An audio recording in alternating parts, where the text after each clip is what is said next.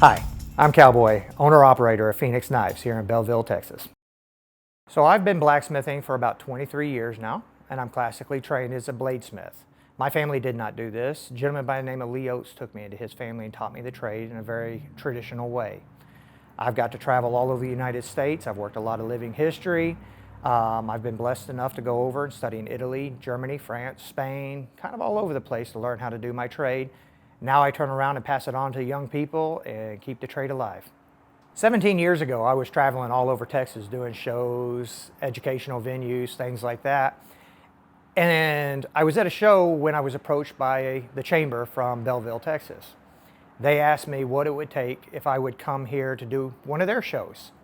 And I had never heard of Bellville, didn't really want to come here and do the show, but I was like, okay, let me see if I can find time in the schedule. They're like, well, we really want to set you up in front of the original blacksmith shop. Well, of course, my ears perked up. I got excited. I was like, this is really cool.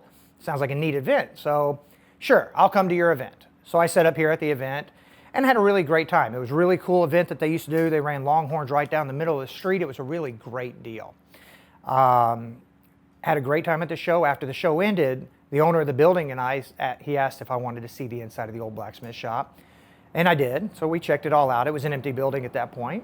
We sat out back, having a couple of drinks and just visiting, getting to know each other. And he asked me, what would it take for you to move to Bellville and turn this back to a working shop? You know, I really didn't miss a beat, and I said, cheap rent. He said, okay. So he told me I could start moving in, and 17 years later, I'm still here at the shop. We're expanding, having a great time, and it has been one of the smartest moves I ever made, coming here to Bellville. This shop is very unique. Being that it was built in 1891, most of my tools are between 100 and 200 years old, so when you come in, you're stepping through history. You get to actually see how the Iron Age works. We still use all these old tools to produce all the custom work that we do. I am a bladesmith or cutler, so my specialty is making items that cut, knives, swords, scissors, things along those lines. We stay very back ordered and have a lot of fun bringing tourism in here to see the pieces or even allow them to make their own pieces.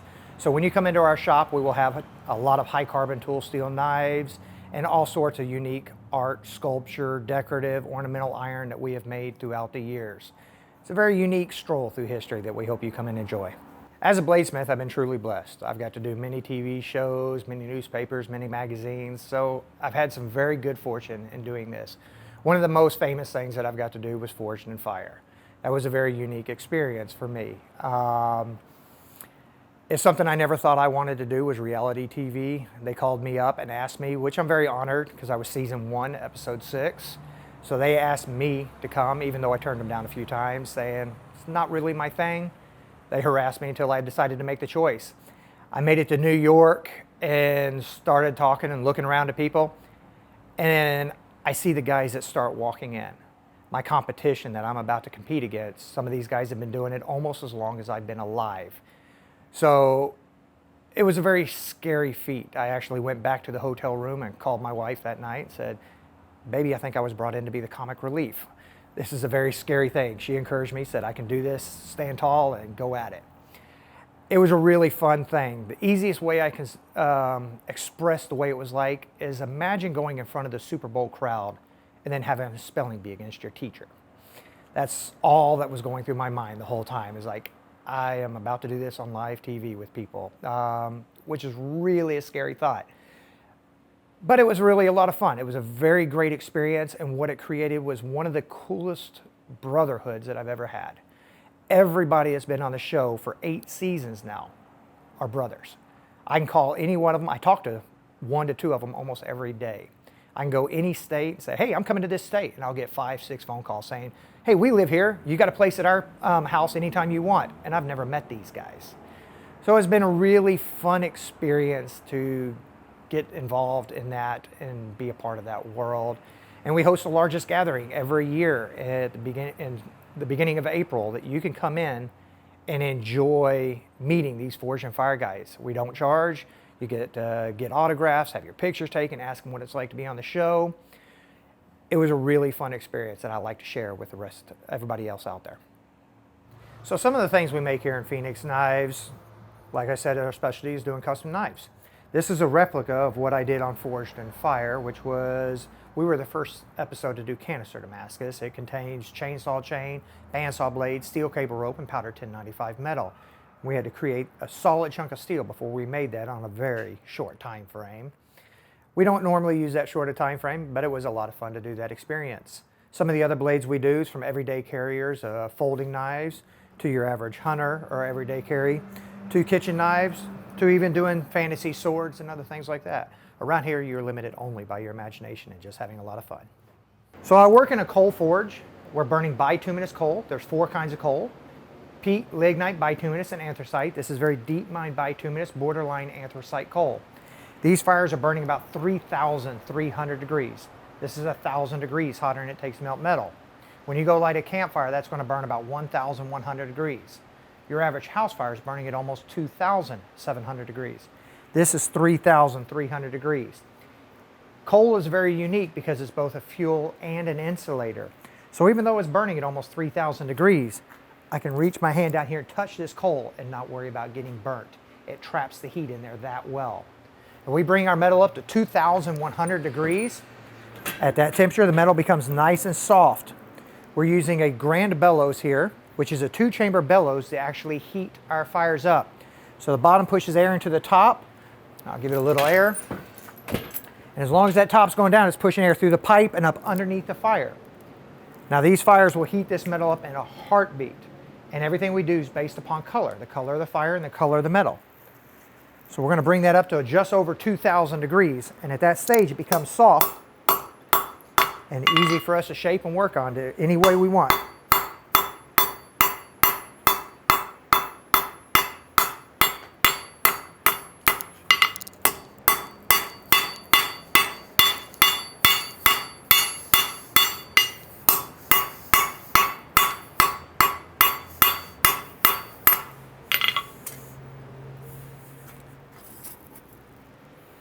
Now there's several old sayings associated with the blacksmith shop.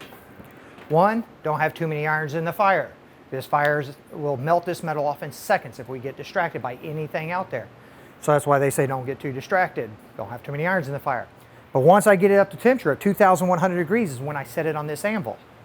And I start working and that metal goes cold very quickly. So we only have about 500 or 600 degrees in which we can work that metal. Hence the old saying, strike while the iron is hot. We have to have all our moves planned out and work very rapidly when we work on any of our metal.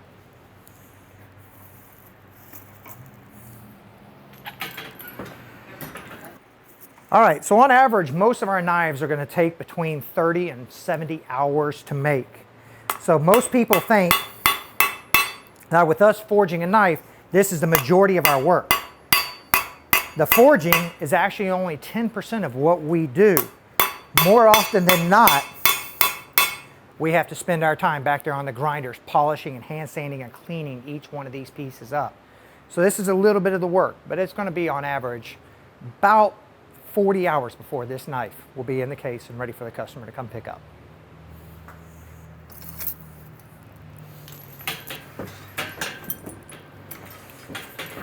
So once we've got the blades hammered into shape, we come back here to the grinders and we actually have to polish and sharpen all these.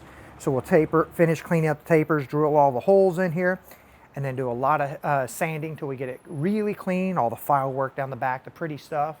We heat treat. That's about 11 hours. Then we turn around and bring it back, and when it comes out of heat treating,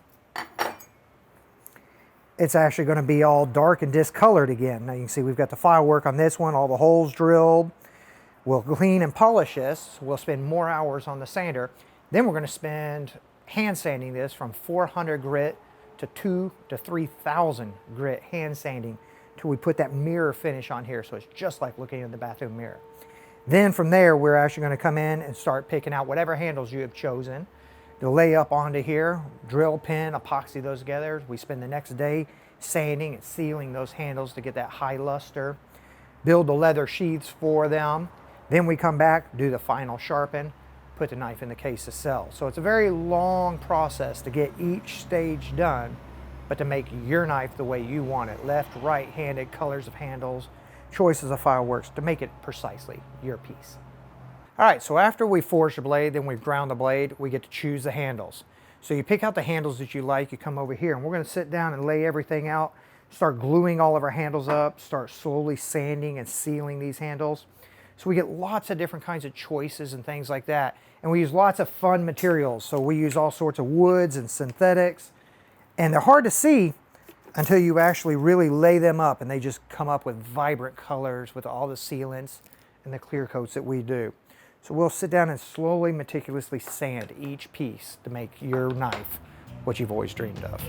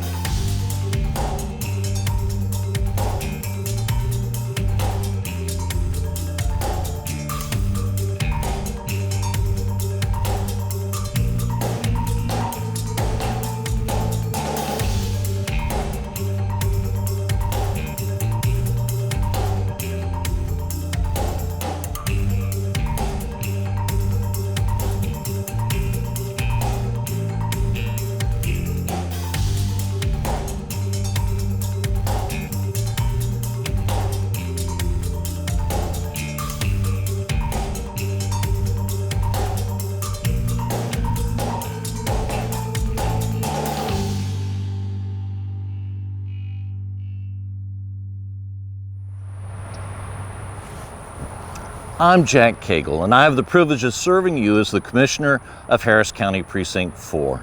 And today I want to thank you for joining us on our Encore Excursions. This is our way of getting you, our friends, our folks that we seek to serve, out and to be able to see the things that we used to be able to see together, but now safely and virtually. In the meantime, we hope to continue to bring other events and other excitement to you. Stay safe, stay well, and we hope to see you soon in person.